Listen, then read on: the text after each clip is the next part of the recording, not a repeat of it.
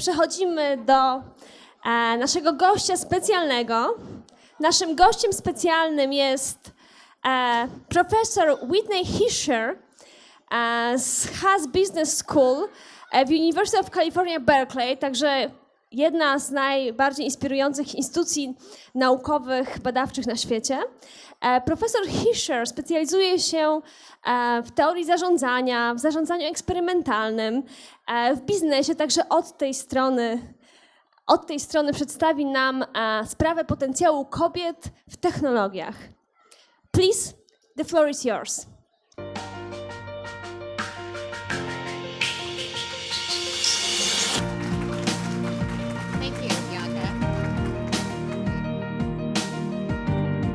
Welcome everyone, and I'm thrilled to be here. I don't speak Polish, so I hope that that introduction was accurate and not over-exaggerated.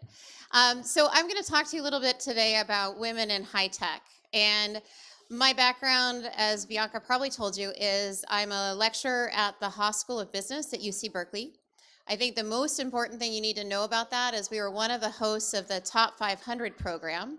And can I just get a show from our top 500 alumni in the room? Will you guys raise your hand? We have a fabulous, proud group. For those who aren't familiar with the program, the Ministry of Science and Technology sponsored 500 of your top scientists, entrepreneurs to come and spend 3 months with UC Berkeley and Stanford over the course of about 5 years. And I think it's a critical mass, it's made a fabulous shift, and it's inspired a lot of really amazing scientists, including a lot of women, to go further and develop their scientific discoveries into some commercializable businesses. So really exciting for that. So I want to talk with you a little bit about my perspective on women in high tech. As I mentioned, I teach in the business school at UC Berkeley, but my previous role, and something I still do quite a bit, is working with high tech companies to develop executive programs. I also teach all over the world, and I mentor a lot of young female entrepreneurs that go through our business program. We have about 40% of our classes are women. So this is a little bit about me, just for more perspective, because we Americans need to tell you all about ourselves. So when I'm not teaching, I'm traveling. I work with women all over the world. Actually, the top right is Dar al-Hekma College in Jeddah, and I know we have a president of from one of the universities in Saudi here today. So pleasure to meet you. I have kids, so I'm a working mom, and when I'm not working or with my kids, I'm a competitive dressage rider. It has the highest age of any Olympic sport. The 70 was the age of the last Japanese member for the team, so I'm hoping that in the next 30-some years, I'll get there. So here's the context. At the highest level, we live in what we call a VUCA world: volatile, uncertain, complex, ambiguous. Every morning, I don't know about you, but I look at my BBC News app and my stomach gets a little bit of a knot, right? The news these days is generally more negative than positive, very complicated, very dynamic, right? And it ranges from pollution, that's Delhi. I was there last year when it won the wonderful award of the most polluted city in the world. We've got epidemics, drought. Where I'm from in California, we've had a 5-year very serious drought. We know that there are financial crises that will happen more frequently. We're currently seeing a softening of the economy in the Bay Area. And of course, you live in this. We've got some massive immigration issues due to instability in the Middle East. On top of that, technology both enables us, but it also makes our world more complicated, right? We've got cybersecurity challenges. We've got issues with mobility for employees that want to have access to all information all the time.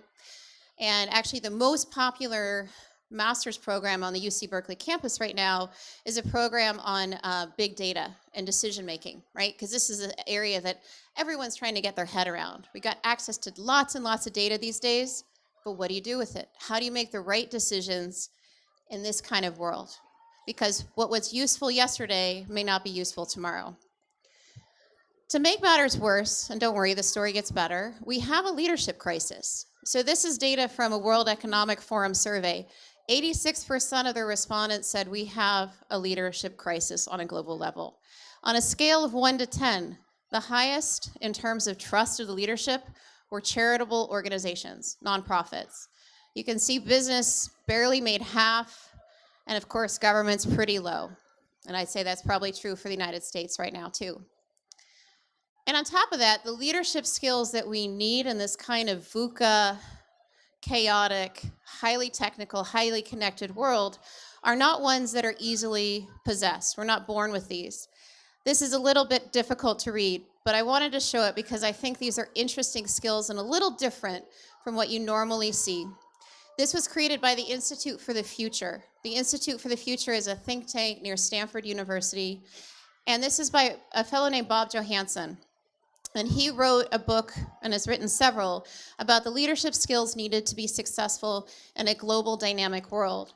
And if you read through these, what struck me is that a number of these are really what are required to be a mother, or what are required to run a team, to run a household, right?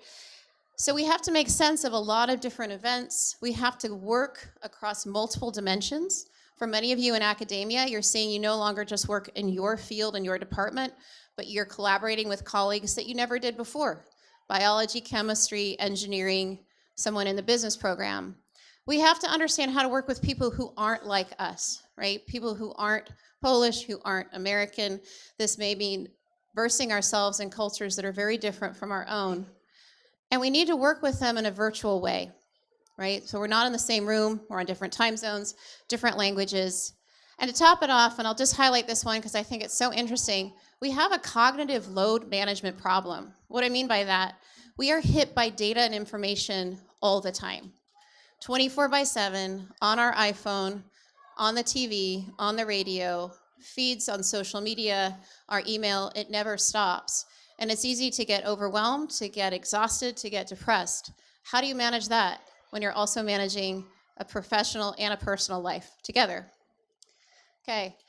I'm also wondering too, if part of the challenge here, back to our leadership issue, is the fact that there are so few women in high leadership roles around the world. 14% in the top S&P companies, okay? 14%, then we make up 50% of the population. Again, this is a little tough to read, but the main thing to see here is that across multiple industries, women are a minority, particularly when it goes into more positions of leadership. If you read this from left to right, the green are executive positions. And the one we're most interested in is also, unfortunately, one of the smallest, which is tech. What you can see is, even if 30% of the workforce starts in tech, about half of that remains when you get to leadership roles. And this is a deeper dive into some of the companies we're all familiar with. Some have offices here. Google, Apple, Facebook, Yahoo, Microsoft. My theory is Yahoo is a little higher because they have a female CEO, but even she has caused problems by telling people they can't work from home. So the question here is this is a pipeline problem or is it a culture problem? So we know that there are not as many women going into the sciences in most universities around the world, but that's changing. And particularly with initiatives like this, we see more women going into engineering and computer science. But even so, when you look at the pipeline, 450 executives were interviewed, and of those, 30% they just said they did not have a single female in leadership. 41% of women leave high tech, only 17% of men, which gets us to the second problem. And I apologize for the slang, but we joke in Silicon Valley we have what's called a bro-grammer culture. Bro, boys at work, right? No room for women. So when women are generally interviewed, and there was a survey done of 716 women, the majority said that they left their jobs not because they didn't like the work, but because of the culture. The culture was just not supportive for how they wanted to work.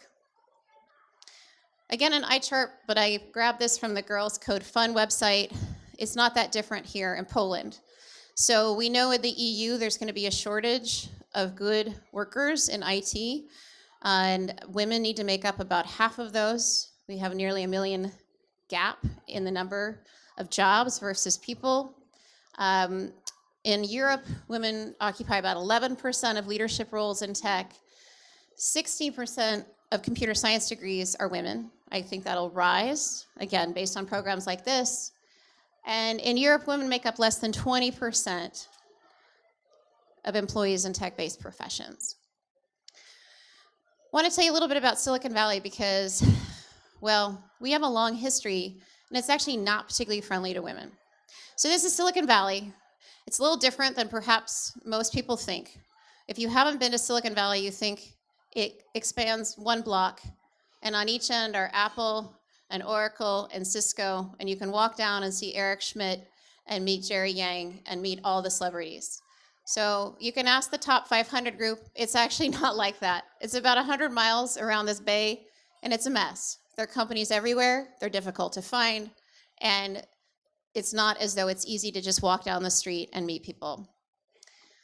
What you may not know is that Silicon Valley is actually the outgrowth of the Department of Defense in the US. So the United States government started building up Silicon Valley in the 1930s, and then more heavily in the 1940s in our technology efforts in World War II. So what ended up happening is a lot of the defense technology was converted into commercialization use. And from that, and I want you to notice something in all these pictures, we have a number of celebrated Nobel laureates for their technology around things like transistor radios. Gordon Moore from Intel. Fairchild was a semiconductor firm that then turned into one of the first venture capital firms. Of course, Steve Jobs and Wozniak, 1976. And more recently, and I know some of these guys, they're my peers, this is the PayPal mafia, or more graphically, all the original PayPal players that went on to make a lot of money and then start additional companies, including, as you saw in the last presentation from Google, Elon Musk from Tesla. But what do you notice about all these pictures?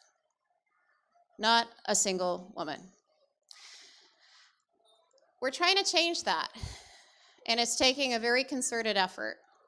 So how can we create successful women in this kind of environment? Well, I have a couple thoughts, because I teach in this space and because I mentor a number of young women. It is a pipeline issue, but it's also a culture issue. And for organizations, there are some very deliberate things that they can do to both encourage women to work there, keep them there, and help promote them.